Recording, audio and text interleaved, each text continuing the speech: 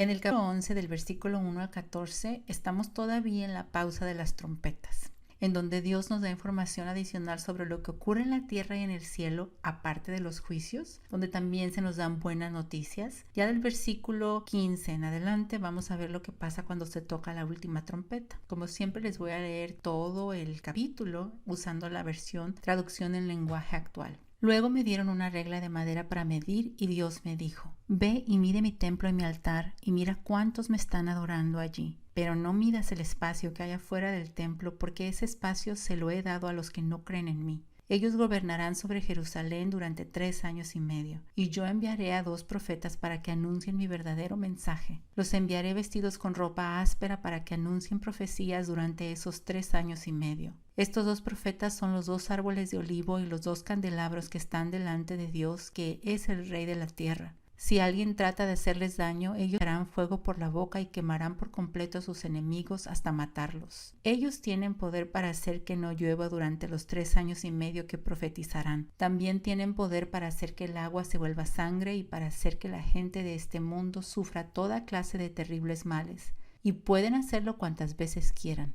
Cuando estos 2 profetas hayan terminado de anunciar mi verdadero mensaje, el monstruo que sube desde el abismo profundo peleará contra ellos y los vencerá y los matará. Sus cuerpos quedarán tirados en la calle principal de la gran ciudad, donde mataron al Señor clavándolo en una cruz. La gente le ha dado a esa ciudad el nombre simbólico de Sodoma y también lo llaman Egipto. Durante 3 días y medio, gente de distintos pueblos, razas, idiomas y países verán sus cadáveres y no dejará que los entierren. Todo el mundo se alegrará de ver los muertos y se mandarán regalos unos a otros para celebrar su muerte, porque esos 2 profetas eran un terrible sufrimiento para aquella gente. Pero después de esos 3 días y medio, Dios volvió a darles vida y ellos se pusieron de pie. Esos 3 días y medio, Dios volvió a darles vida y ellos se pusieron de pie, y todas las personas que los vieron tuvieron mucho miedo. Entonces los 2 profetas oyeron una fuerte voz que decía: suban aquí. Ellos subieron al cielo en una nube a la vista de todos sus enemigos. En ese mismo instante hubo un gran terremoto que destruyó la 10ª parte de la ciudad y 7,000 personas murieron. Los sobrevivientes tuvieron mucho miedo y alabaron a Dios que está en el cielo.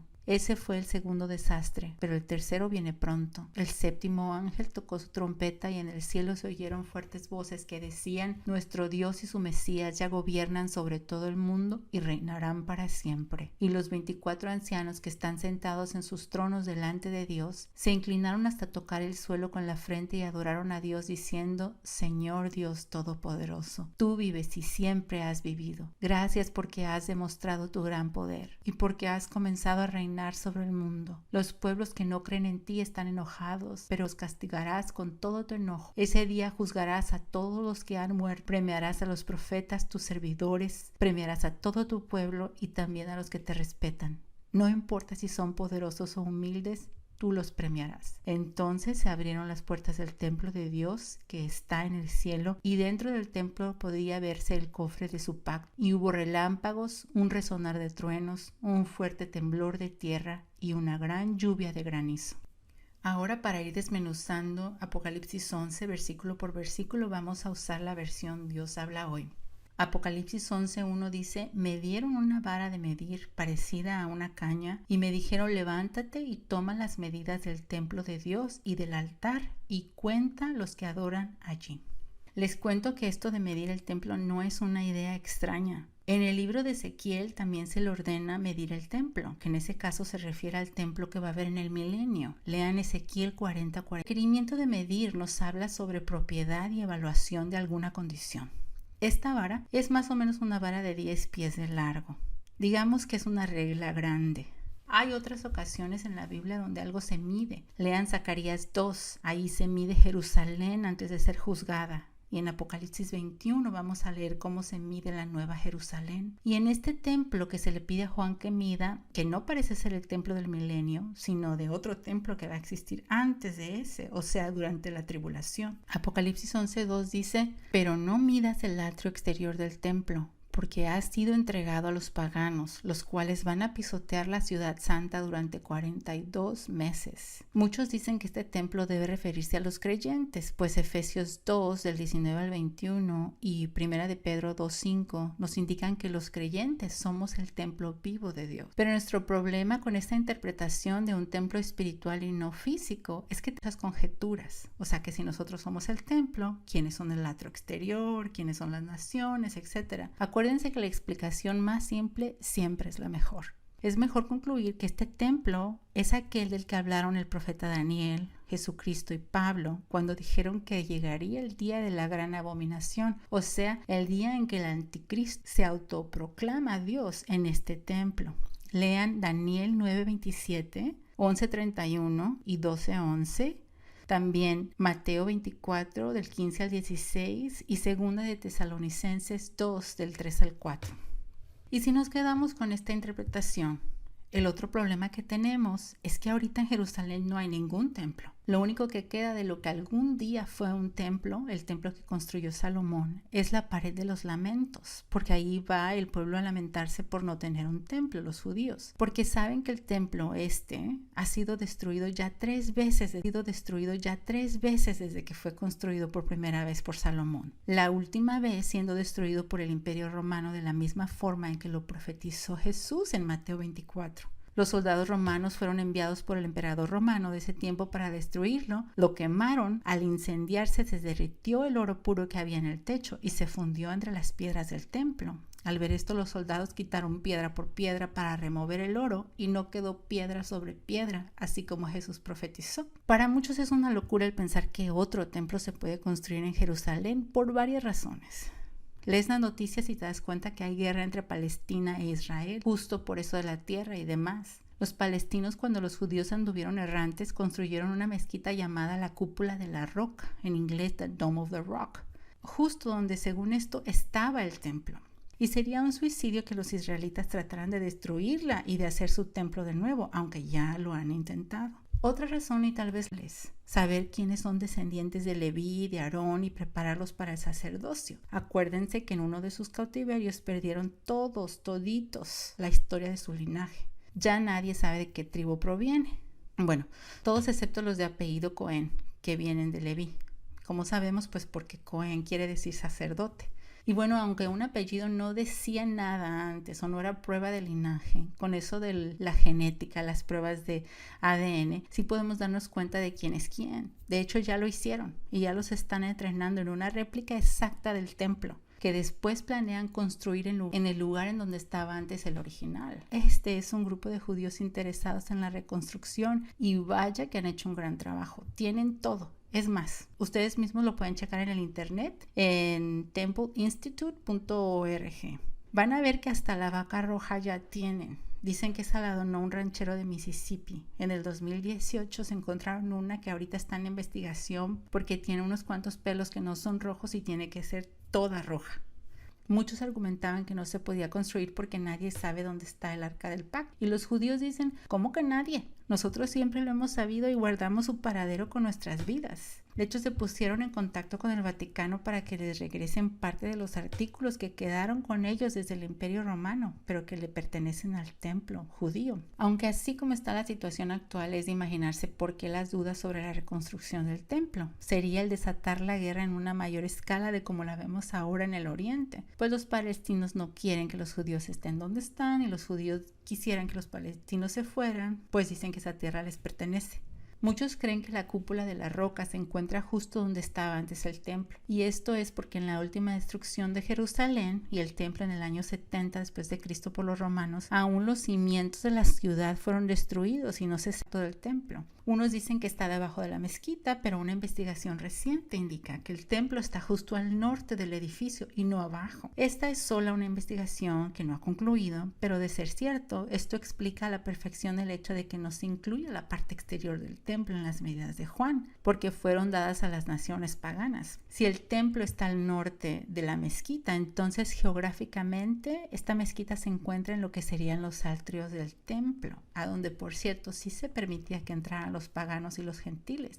Los gentiles que pisotearán la ciudad santa, por lo que equivale en el calendario judío a 3 años y medio o a 1260 días. Y si, como dice el libro de Daniel en Daniel capítulo 11 del 26 al 27, la tribulación dura 7 años, esto pasará justo a la mitad de la gran tribulación, donde la cosa se pone aún peor para los creyentes de esos tiempos, pues el anticristo desatará su furia contra ellos. Vamos a ver más tarde en Apocalipsis, el anticristo desatará su furia contra ellos. Vamos a ver más tarde en Apocalipsis 12 del 13 al 17, pero también ustedes ya pueden leer Mateo 24 del 15 al 28.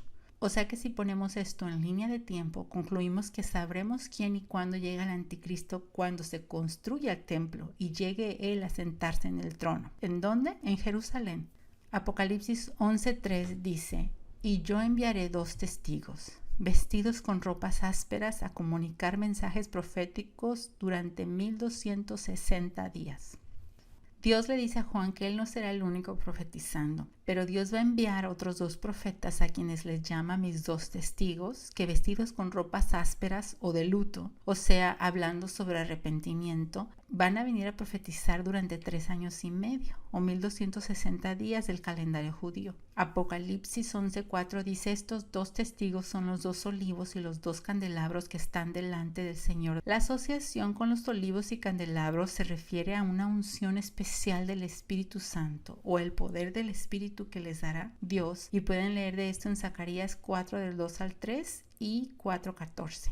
Apocalipsis 11:5 dice: si alguien intenta hacerles daño, ellos echarán fuego por la boca que quema por completo a sus enemigos. Así morirá cualquiera que quiera hacerles daño. Fíjense que no solo tienen un poder especial, pero también una protección especial, como la que tenía Elías. Lean 2 de Reyes capítulo 1. Apocalipsis 11:6 dice: estos testigos tienen poder para cerrar el cielo, para que no llueva durante el tiempo en que estén comunicando su mensaje profético, y también tienen poder para cambiar el agua en sangre y para hacer sufrir a la tierra con toda clase de calamidades tantas veces como ellos quieran. A pesar de que hacen cosas maravillosas, ya ha habido profetas en el Antiguo Testamento con esta clase de poder. Por ejemplo, Elías. Lean Santiago. Por ejemplo, Elías. Lean Santiago 5 del 17 al 18. Y Moisés también tenía ese poder. Lean Éxodo 7 al 12. Creo que estas habilidades les van a ganar muchos enemigos en el mundo, como vamos a poder comprobar más adelante. Apocalipsis 11:7 dice: pero cuando hayan terminado de dar su testimonio, el monstruo que sube del abismo los atacará, los vencerá y los matará. Fíjense bien en este pasaje. La bestia o el monstruo los mata, o sea, Satanás, el enemigo, pero no antes de que terminen de dar su testimonio o de cumplir con su misión en la tierra. Es importante y reconfortante saber que Dios no permite que nada nos toque hasta que nuestro tiempo tenga que llegar. Estamos seguros en Él. Fíjense también que estos 2 testigos daban testimonio.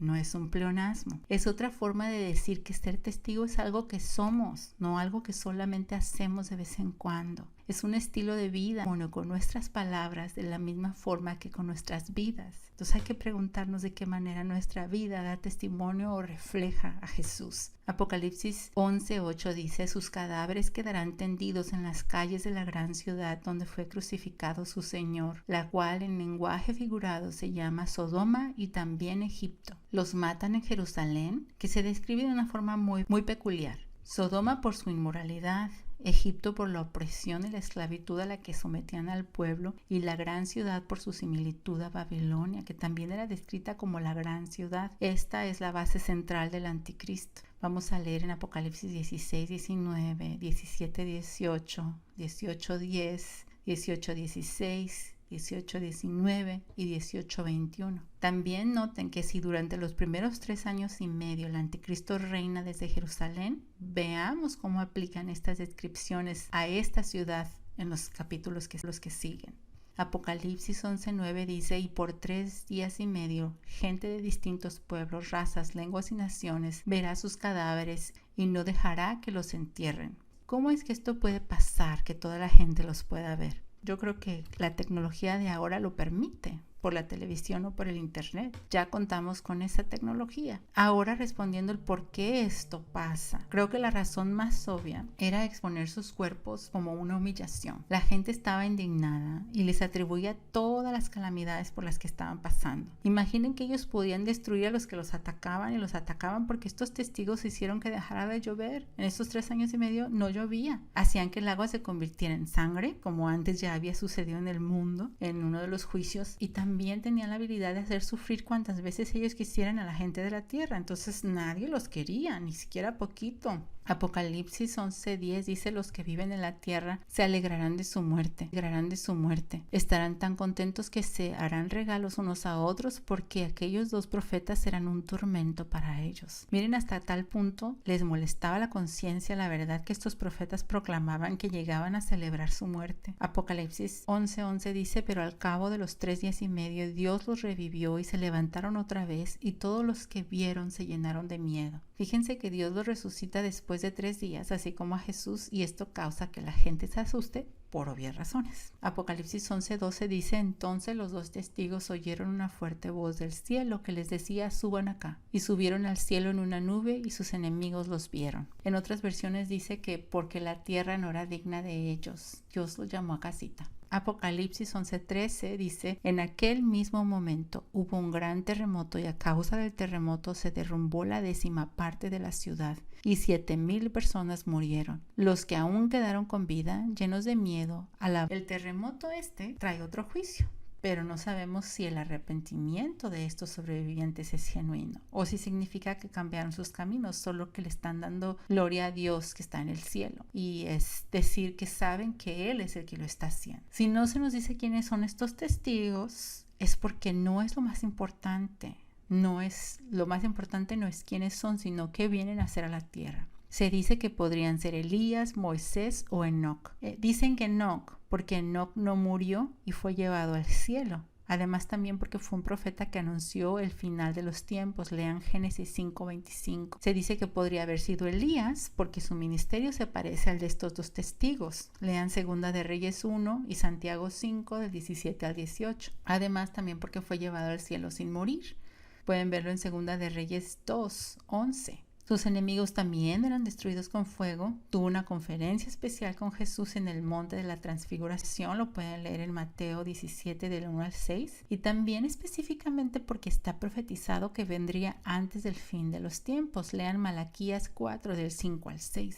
Otros dicen que puede ser Moisés porque su ministerio también es parecido al de estos 2 testigos. Lean Éxodo 7 del 20 al 21. Y porque Dios escondió su cuerpo y el diablo trató de peleárselo. Y creen que si trató de pelearse el cuerpo de Moisés, por algo habría sido. Lean Judas 1:9. También porque sus enemigos fueron destruidos con fuego. Lean Números 16:35. Y también porque estuvo en el monte de la transfiguración con Jesús.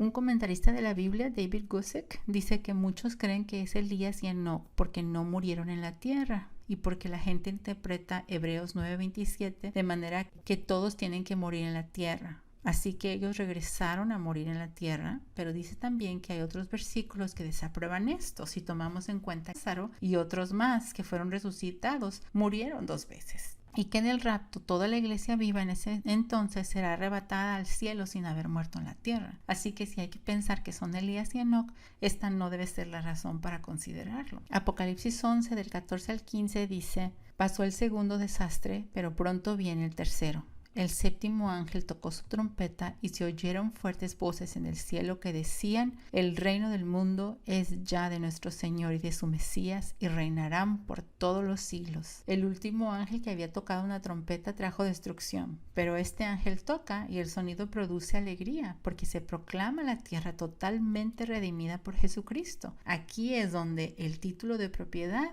es declarado de Jesús. Apocalipsis 11 del 16 al 17 dice: los 24 ancianos que estaban sentados en sus tronos delante de Dios se inclinaron hasta el suelo y adoraron a Dios, diciendo: te damos gracias, Señor poderoso, tú que eres y que eras, porque has tomado tu gran poder y has comenzado a reinar. Los ancianos una vez más se postran a adorar a Dios por la obra que ha empezado a hacer. Fíjense que no se ha terminado para ese entonces, pero aún así lo adoran por eso. Apocalipsis 11:18 dice: las naciones se han enfurecido, pero ha llegado el día de tu ira, el momento en que has de juzgar a los muertos y darás la recompensa a tus siervos, los profetas, a tu pueblo santo y a los que honran tu nombre, sean grandes o pequeños, y destruirás a los que destruyen la tierra. El mundo odió y destruyó, y aún lo más santo que tuvo quiso aniquilar a Jesús cuando vino a la tierra. Pero la ira de Dios no es odio, es justicia, la cual no solo destruye, pero también recompensa a los que temen el nombre de Dios. Apocalipsis 11:19 dice: entonces abrió el templo de Dios que está en el cielo, y en el templo se veía el arca de su alianza. Y en el templo se veía el arca de su alianza. Y hubo relámpagos, voces, truenos, un terremoto y una granizada. El último ay, pues es el último de los juicios de las trompetas, causa que otra vez haya un terremoto, y que lo que pasa del cielo se manifieste en la tierra, como siempre que hay presencia de Dios. Lean Éxodos 19, del 16 al 19. La presencia de Dios en la Biblia también se describe que viene acompañada de relámpagos y truenos.